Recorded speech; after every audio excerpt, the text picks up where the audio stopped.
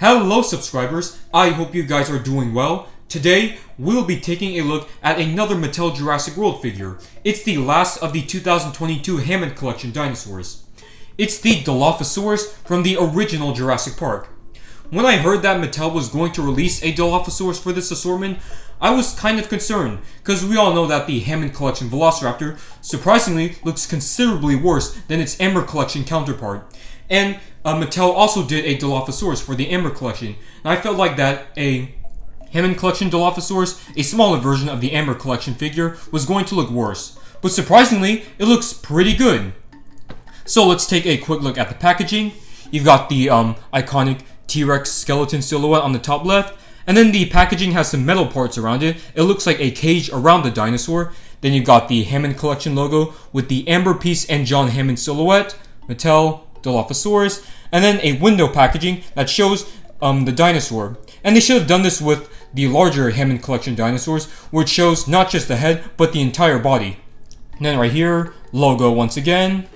And on this side, an awesome image of the Dilophosaurus. And this one has a yellow lighting, unlike the other packagings, which shows an orange lighting on the dinosaur. Then you've got the iconic Jurassic Park logo, which can also be seen on the top left of the back. Then you've got a render of the toy, and then an image from the film, Dilophosaurus, and then a short description. So let's waste no time and see what this Dilophosaurus has to offer. Let's put the Dilophosaurus on the spin table so you can get a better look at it. This is a very solid figure, definitely better than the Dilophosaurus from the main line, though I still think that the Amber Collection Dilophosaurus is the best version of that genetically modified dinosaur. But for this one, you can see that the paint job is pretty spot on and the proportions are pretty good. Yeah, the feet are a little bit oversized, but they're not as bad as the Velociraptor. So let's dive in and take a look at the detailing. Starting off with the head sculpt, it looks so good and movie accurate. They got the shape of the skull correct, the shape of the crests, and they even got the lines on the crest. If you guys watched the Jurassic World Beyond the Gates video on YouTube, you'll know that the toy designer Gregory Murphy, he stated that he analyzed images and footage of the Dilophosaurus animatronic to make it look as accurate as possible. And you can tell that they definitely did a good job with this. And even the teeth are pointy. They're not human-like like the Velociraptor. And the rest of the figure's detailing, it's good, but nothing too special. No crispy pebbling. You've got, lines on the neck. Then across the figure, you got some skin folds and musculature. Like I said, not the best detailing, but still enough to make it look good.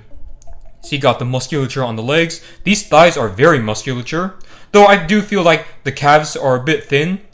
Then you've got these slightly oversized feet that has scales on them. Then going down, more lines, scales, and skin folds. Then you've got a pretty muscular tail. Here's a quick look at the Dilophosaurus from the other side. And going down to the underbelly, there's not a whole lot of detailing as to be expected. This Hammond Collection figure boasts 14 points of articulation. You can move the jaw, the head, the neck, both of the arms, the elbows, the legs, the knees, the ankles, and of course, the tail. The paint job consists of a swampy green color, and on the top, it's kind of like a dark bluish gray.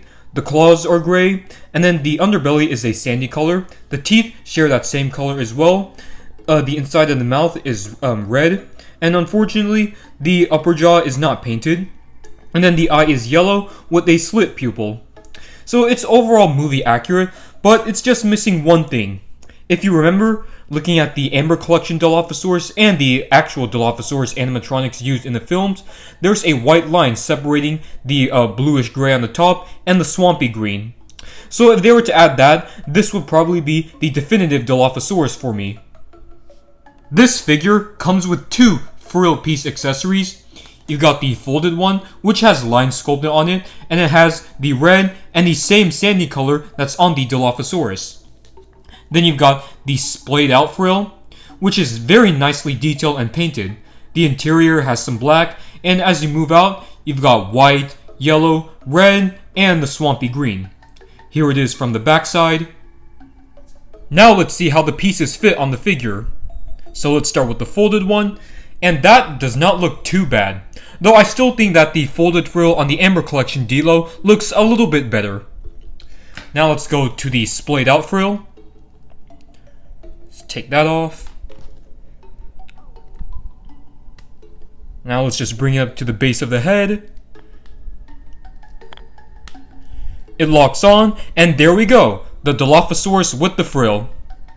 So it would have been a little bit better if this figure were to come with a venom piece, but looking at the interior of the mouth, there doesn't seem a whole lot of room for that, so I can live without a venom piece.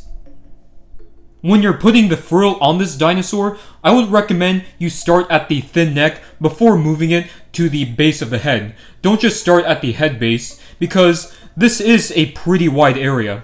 And the material used for this frill, it is actually kind of rigid, and I could see it breaking over time if you keep bending it.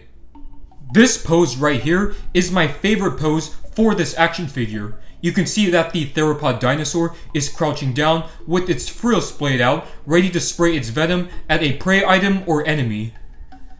Starting off with our comparisons, here is the Hammond Collection Dilophosaurus next to the Amber Collection Dilophosaurus. I still like this one more. You can see that the feet are not that oversized. There is the white line which separates the dorsal color and the swampy green, and the frill is made out of a more durable, flexible rubber material.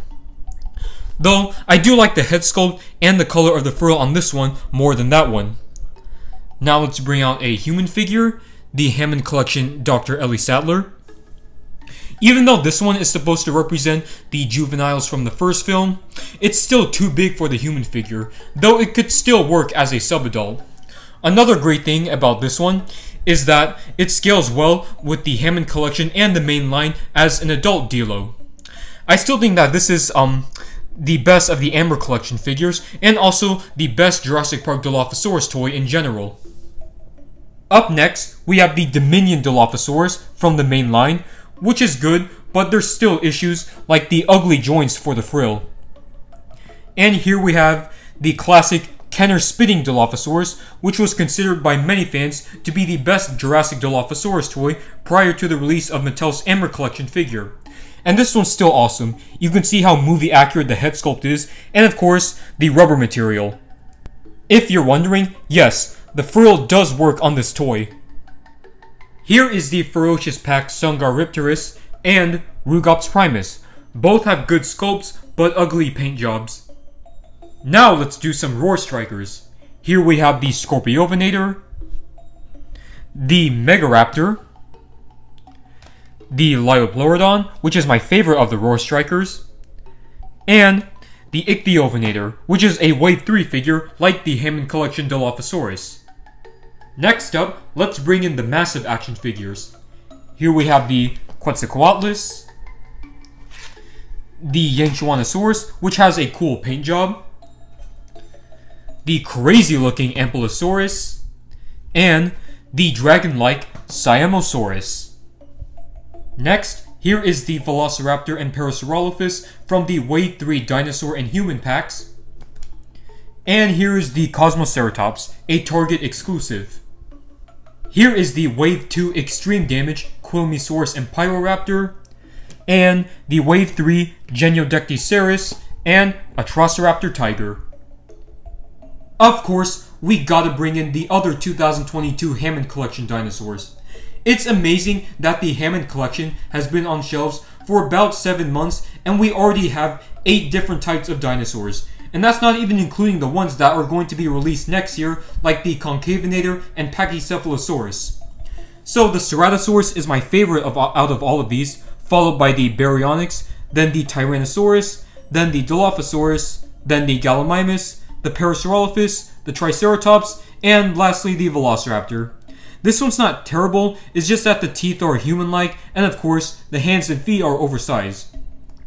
These are among the best Jurassic Park toys that we've ever gotten. They're movie-accurate dinosaur sculpts with good paint jobs, good plastic quality, and of course, lots of articulation. Here is Rebor's Tyrannosaurus Rex Kiss.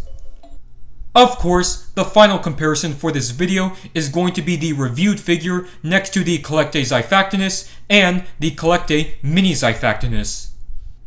Well, there you have it, guys. This was my review on the Mattel Jurassic World Hammond Collection, Dilophosaurus. This is a fantastic figure of this fan-favorite dinosaur, another welcome addition to the Hammond Collection. So I'm going to give this a 9 out of 10. I just wish that the white line separating the dorsal gray color and the green was present, as that color was seen on the actual Jurassic Park Dilophosaurus animatronics. And I also wish that the frill was made out of a more durable, flexible rubber material. But other than that, fantastic figure, like I've already said. If you want this, it can be found at Target for about $15. So if you guys enjoyed this review, hit that like and subscribe button, and let me know in the comment section about what you think of this new Hammond Collection figure.